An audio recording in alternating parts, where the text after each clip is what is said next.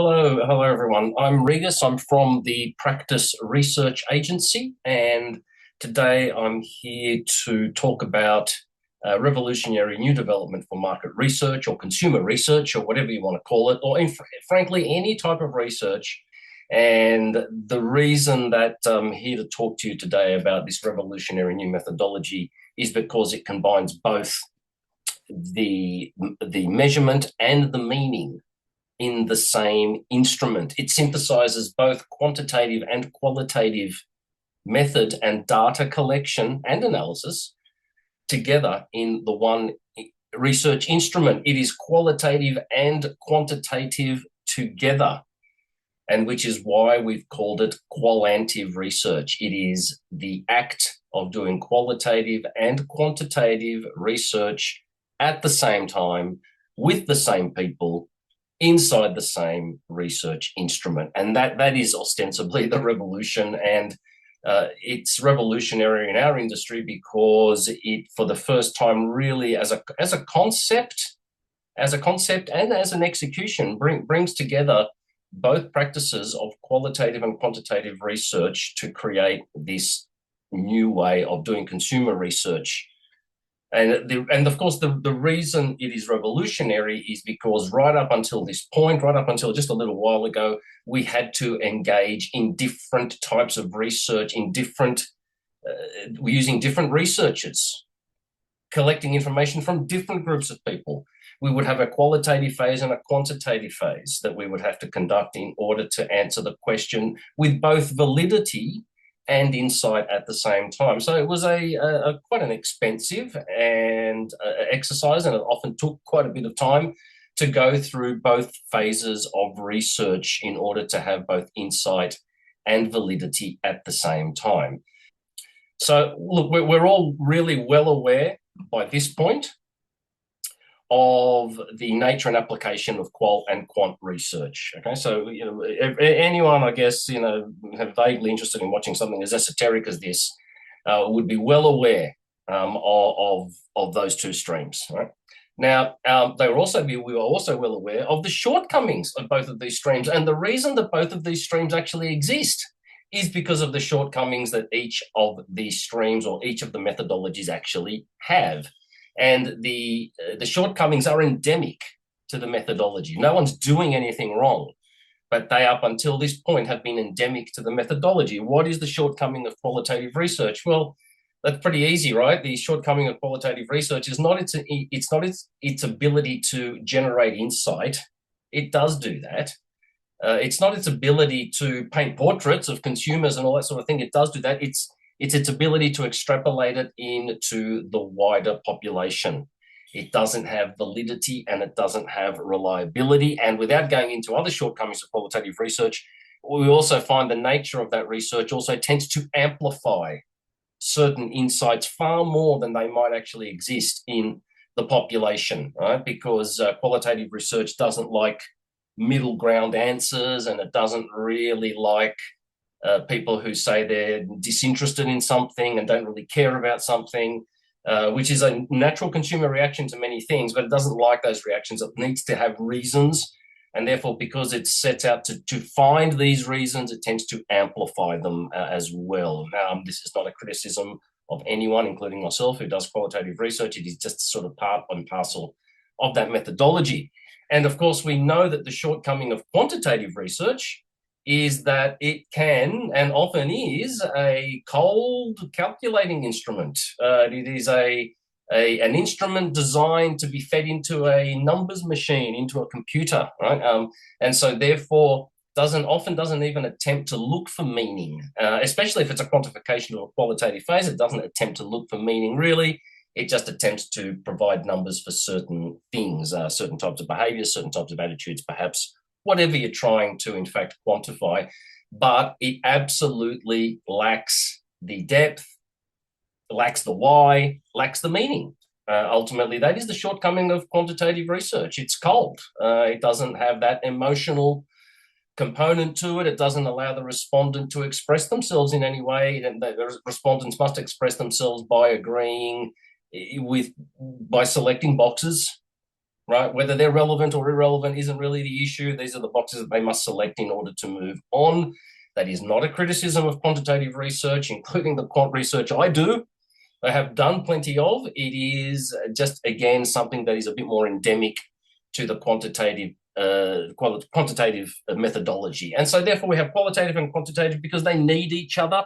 But the problem is that they need each other, but they're different. They come from different samples. They come from different, the information comes from different sources, and it's kind of has to be fused together. There's just so much interpretation and subjectivity in how this information can be fused together. So a product or a new methodology is only going to be relevant. It is only going to be even vaguely successful as a methodology if it solves problems, if it improves on the shortcomings of the previous methodology, if it solves the problems of the previous methodologies. A useful tool, if it's a useful tool. So the Qualantive attempts to and does in the large part solve the shortcomings of both of these methodologies because it is doing both at exactly the same time. So Qualantive is collecting both qualitative and quantitative information at the same time from the same people in the same instrument, thereby resolving at least some and often many of the shortcomings of either of those methodologies working on its own. Qualantive is important because it represents the future. We are using and pioneering a methodology that we feel is going to start to be rolled out and start to be used by, if not already, to a certain extent, many research agencies as a way of circumventing the dual qualitative quantitative process that, in a sense, has plagued research for a long time because, again, it requires double the cost and time in order to get the information. Why is this methodology so important, and why do we believe it will start to dominate the research industry? And like I said, we won't be dominating the research industry. The methodology will. Now, we've called it Qualantive. Call it whatever you like, right? We call it Qualantive. And because that is the portmanteau, the synthesis of the act of doing qualitative and quantitative at the same time. It's a bit of a made-up word coming from what we already know. What are the reasons we believe it's going to be dominant? Well, the first reason, and perhaps the most important reason, is money. This reduces the cost of doing research, and especially of doing qualitative and quantitative research separately. Okay, so that considerable reduction in cost and time, but mainly it's the reduction in cost, is a massive issue. Look, the second reason is that now because we are doing qualitative inside quantitative or quantitative inside qualitative, depending on your focus, okay, but because we're doing, let's say, qualitative inside a quantitative instrument, it becomes kind of ludicrous to run a quantitative survey without this component inside it as well. Why would you run a quantitative survey with a whole bunch of people paying a whole bunch of money and all of the associated costs with getting that information? Why would you do that if you can easily inject the ability to collect good, rich, qualitative information inside that survey about many of the topics that you want to understand? Why wouldn't you do that? It adds only a small cost. It's basically adding questions and analysis to an existing survey. So the question isn't going to be, why should I do this? The question is going to be very shortly, why shouldn't I do this? Why would I run a traditional, normal, quantitative survey if I can do this as well? Remember, this doesn't diminish your quantitative information. This adds significantly to it. It brings the whole thing to life, quite frankly, in a number of ways. So that's a big reason. When we start to go into why shouldn't I be doing this, I'd be crazy not to, that's the tipping point, right? That is when everything starts to shift over into this type of methodology where quantitative and qualitative are done together at the same time. Another reason, the third reason, also very important, is the way that consumers. This is the way that we think consumers want to be engaged at the moment. Anyway, it is a way of interacting with the new consumer in the digital age today, where they're expressing their opinions through the screen, basically through the typed response or whatever. I mean, look at YouTube. People are typing their feelings and their thoughts long and short in the comments. They're just doing it all the time. This is the way.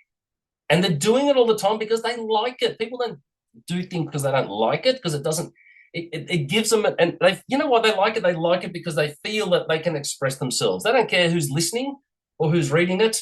They're expressing themselves, and that's what's important to them. And that's exactly what we are doing inside this instrument. We are allowing consumers not just to tick boxes, but to actually express how they feel about certain things. And that in itself is a revolutionary concept.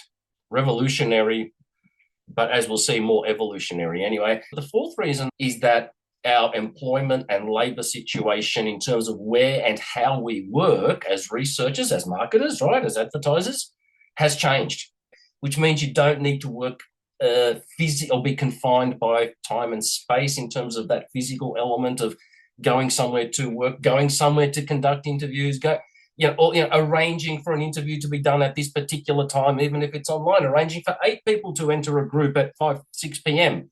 or 8 p.m., right? The new world is you do things on your own time. You do things on your own time, which means that we no longer have to always physically be somewhere at a certain time in order to do a certain thing. We create an instrument, and that instrument is published online to the willing participants, of course, the panels, and people will go off and answer that. So we design it in obviously we have schedules, but we design it in our own time, and it is answered in people's own time as well. We think that evolution of communication with respondents is the adaptation to the current changing circumstances in the way that we live and in the way that we work. And what is evolution if nothing except an adaptation to our changing circumstances? So Qualantive is ultimately an adaptation to our changing circumstances, the way that we live, the way that we like to express ourselves, and ultimately the way that we collect the information. How is this qualitative information collected inside, of all things, a survey, an otherwise historically cold calculating instrument? And the irony is that it has taken technology to allow us to get to this point. So it's taken technology to allow people to express themselves as people, as individuals, as humans. Right? It's the technology that has allowed it. And even if you think about how we all do this, YouTube, social media, the reading, the commentary, the interaction, some people more, some people less, it's the technology that has enabled us to express ourselves. This is, and of course, humans invent the technology, right? We've invented the technology. We've adopted the technology, and the reason we've done it, and the reason we've done it so willingly, is not because we're lazy or anything like that. Is because we can all express ourselves as individuals. So it is the technology that has basically enabled this, and the technology we're talking about specifically that drives Qualantive is the ability to have what we have termed a qualitative avatar that lives inside the survey. It lives as a digital being, as a digital presence, as a form of artificial human intelligence inside the survey. And just like, let's call it a qualitative, as you might employ a qualitative assistant, it pops up. It introduces itself, of course, but then it also pops up inside the survey and asks people in a very pure, qualitative way, in a very open-ended, non-leading way, their thoughts and feelings or reasons behind certain answers inside the survey. It might be referencing certain answers that they've given us inside the survey. It might not be referencing any answers. It might just be asking a very open-ended question about something, as we sometimes do as well.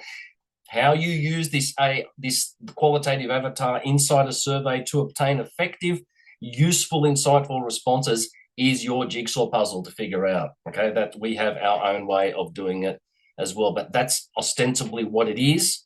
It is the injection of that qualitative avatar in that survey. Now, what does this do? And I know this is going to sound completely far-fetched to a lot of people. It humanizes the survey, right? Because there is an artificial being in there that represents a real being, me, the researcher, or my colleagues, whatever, whoever's designing this thing. So this artificial intelligence being is being programmed and asked to do all of these tasks inside the survey, and that's exactly what it does. And it does it in a non-leading and probed manner, almost like it's read the qualitative textbook, how to do qualitative research, right? So it doesn't lead, it's open-ended. This is a very, very important issue, because if you want to know how people really feel about something, including indifference, because that is a feeling, right, then we're going to have to allow for that type of expression, that type of pure open expression, not to lead them. So collecting qualitative responses to open-ended and probed questions inside the survey, this is how the information is collected, right? So how does this actually generate insight? Okay, so let's say we can tick that box, we can collect the qualitative data.